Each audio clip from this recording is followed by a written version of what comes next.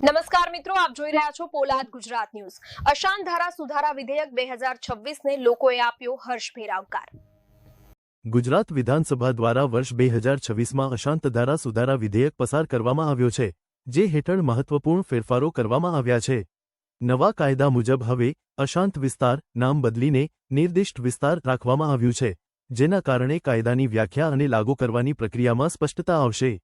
આ સુધારા અંતર્ગત મિલકત ધારકો માટે એક મોટી રાહત આપવામાં આવી છે। હવે તેઓ પોતાની મિલકત ગીરો મૂકી સરળતાથી બેંક લોન મેળવી શકશે, જે અગાઉ મુશ્કેલ માનવામાં આવતું હતું। સાથે જ ગેરકાયદેસર મિલકત ટ્રાન્સફર અટકાવવા માટે કલેક્ટરને સુઓ મોટો તપાસ કરવાની સત્તા પણ આપવામાં આવી છે। નવી જોગવાઈઓ મુજબ તે વિસ્તારમાં રહેતી કોઈપણ ત્રીજી વ્યક્તિ મિલકત વેચાણ સામે વાંધો ઉઠાવી શકશે। મિલકતના સોદાઓની ઊંડી તપાસ માટે કલેક્ટર, મ્યુનિસિપલ કમિશનર અને પોલીસ વડાની વિશેષ સેટ ટીમની મદદ લેવામાં આવશે।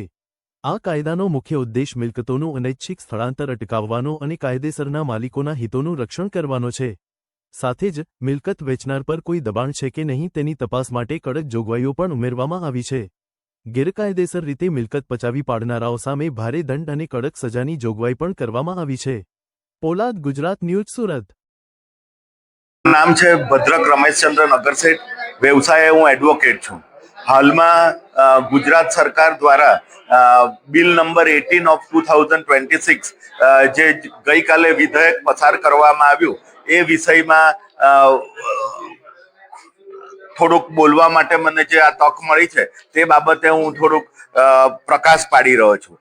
આ વિધેયકમાં જે બિલ પસાર કરવામાં આવ્યું તેમાં નોંધપાત્ર નારાજ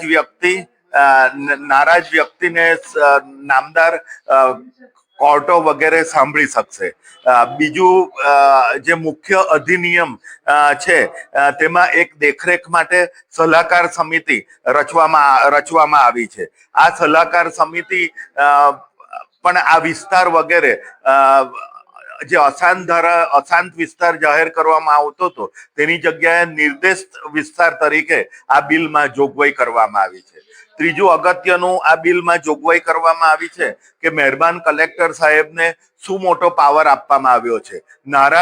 અત્યાર લગી નારાજ વ્યક્તિઓની અરજીથી જે તબદીલી થયેલી મિલકતમાં નામંજૂર કરી હોય તો એમાં અવેજ પાછું આપતા નહોતા, કાં તો મિલકતનું પોઝેશન જે તબદીલી થનાર જે લેનાર છે જેને ખરીદ્યું છે તે પોઝેશન લઈ લેતું હતું। મહેરબાન કલેક્ટર સાહેબનો નામંજૂરનો હુકમ હોવા છતાં તો એવા પ્રકરણમાં આજે આમાં જોગવાઈ કરવામાં આવી છે અને સ્પષ્ટ બતાવવામાં આવ્યું છે કે જો 6 મહિનામાં અવેજ પરત કરવામાં ન આવે તો એ શું મોટો કલેક્ટર સાહેબ શું મોટો પાવર વાપરશે અને પોતાના હસ્તગત એ મિલકત લઈ લેશે અને 16 ક દ્વારા દંડની પણ જોગવાઈ કરવામાં આવી છે। આપનો પરિચય? મારો પરિચય આશિત ગાંધી છે। સુરત શહેરમાં 2012થી મિલકત તબદીલીઓ બાબતે અશાંત ધારો લાગુ કરવો જોઈએ એની અમારી વિવિધ સમિતિઓનું પ્રતિનિધિત્વ કરવાની મારી જવાબદારી છે અને એ માંગણી કરતાં અમને 2017માં અશાંત ધારો મળ્યો અને એ પછી પણ અશાંત ધારા બાદ પણ અસહજત અરજદારો માટે અમે કામ કરતી સમિતિઓ છે, એ સમિતિના હું વડા છું। આશિષભાઈ, વાત કરીએ તો 12 વર્ષ 2012થી 2026 સુધી અશાંત ધારાના વિવિધ તબક્કામાં કેસો તમે લડાવડાવ્યા છે, તમે એમાં મધ્યસ્થી થયેલા છો, તો નવો કાયદાના સુધારાઓ કઈ રીતે આવ્યો અને આનાથી શું ફરક પડશે? આ નવો કાયદો સુધારો લાવવાની જરૂરત ત્યારે પડી કે છેલ્લે 2020માં ગુજરાત સરકારમાં કાયદો એમેન્ડમેન્ટ દાખલ થયું, પણ એની અંદર અસરગ્રસ્ત અરજદાર માટેની કોઈ વ્યાખ્યા નહોતી અને કલેક્ટરના વિશિષ્ટ પાવર માટેની કોઈ વ્યાખ્યા નહોતી અને અશાંત ધારો કયા સંજોગોમાં લગાવી શકાય એની જે વ્યાખ્યા કરી હતી એ વ્યાખ્યા જમિયતે ઉલેમા હિન્દને મંજૂર નહોતી। એટલા માટે જમિયતે ઉલેમા હિન્દે ગુજરાત સરકાર સામે ગુજરાત હાઈકોર્ટમાં 10/11/2021ના રોજ ગુજરાત હાઈકોર્ટ સમક્ષ પિટિશન દાખલ કરી હતી અને પિટિશનના કારણે નારાજ પક્ષકારો કે અસરગ્રસ્ત અરજદારોને પોતાની રજૂઆત કરવાની તક બિલકુલ ઓછી થઈ હતી, નગણ્ય થઈ હતી અને એના કારણે હાઈકોર્ટો પણ ન્યાય આપવામાં ખૂબ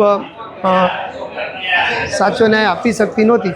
તો આ કાયદાના તો એના માટે અમે વારંવાર 2021થી અત્યાર સુધી સરકારને વિવિધ રીતે વિવિધ પુરાવાઓ સાથે સરકારને અરજ કરતા રહ્યા છે, અમારા સ્થાનિક નેતા અગ્રણીઓને અરજ કરતા રહ્યા છે અને એ લોકો પણ સરકારમાં અરજ આ બાબતે કરતા રહ્યા અને એના કારણે એ અરજોના કારણે એ સરકારની આ પરિસ્થિતિના કારણે સરકારે આ કાયદો વિધેયક લાવ્યા છે. આમાંથી લોકોને જે સ્થાનિક રહેવાસીઓ જેને તકલીફ હતી એને શું ફરક પડશે? આની અંદર એ છે કે સ્થાનિક લોકોને હવે અસરગ્રસ્ત અરજદાર એટલે નારાજ અરજદાર તરીકે કોઈપણ વ્યક્તિ મિલકત તબદીલી અરજ કરે છે ત્યારે અરજકર્તાની સાથે એને પણ પોતે આ મિલકત તબદીલીમાં પક્ષકાર બનવાની એને પૂરેપૂરી તક મળશે. એને સત્તાવાર હવે કલેક્ટર આ મિલકત તબદીલી અરજની સુનાવણીમાં એને સત્તાવાર રીતે બોલાવશે. એની સત્તાવાર જે વિગતો છે, નોંધ છે, એને કલેક્ટર સ્વીકારશે, એને માન્ય રાખશે અને એ બાદ જ કલેક્ટર હવે મિલકત તબદીલી નિર્ણય લઈ આમ શકશે. જોવા જઈએ તો આને બાજુવાળાને પૂછવાનું ને એ બધું તો કંઈક ને કંઈક ચાલતું હતું. એમાં હવે સરકારે બાજુવાળાને પૂછવાનું એ બધો કાયદાનો વિભાગ નહોતો, એ બધો પ્રોસિક્યુશનનો વિભાગ હતો. પણ સરકારે બાજુવાળાને પૂછવાનું નહીં. સરકારને તો આ કાયદામાં એવું જ હતું કે એને વસ્તી વિસ્તાર, ધર્મ, ધોરણ, ઓળખ અને મૂલ્યો આ 5 વસ્તુ સરકારે કોઈપણ વસ્તીના જોવાના હતા અને મિલકત તબદીલીથી આ વસ્તીનું ધર્મ, ધોરણ, ઓળખ, મૂલ્ય ન બદલાય સુનિશ્ચિત કરવાનું હતું. પણ આ કાયદાના કારણે હવે સરકારે એ પણ સુનિશ્ચિત કરવું પડશે કે ભવિષ્યમાં આ વિસ્તારમાં અશાંતિ ન સર્જાય, કોમી રમખાણો ન થાય અથવા કોમી વોનેસ પેદા ન થાય એના માટેની પણ સરકારની જવાબદારીઓ આ કાયદાથી બની જશે.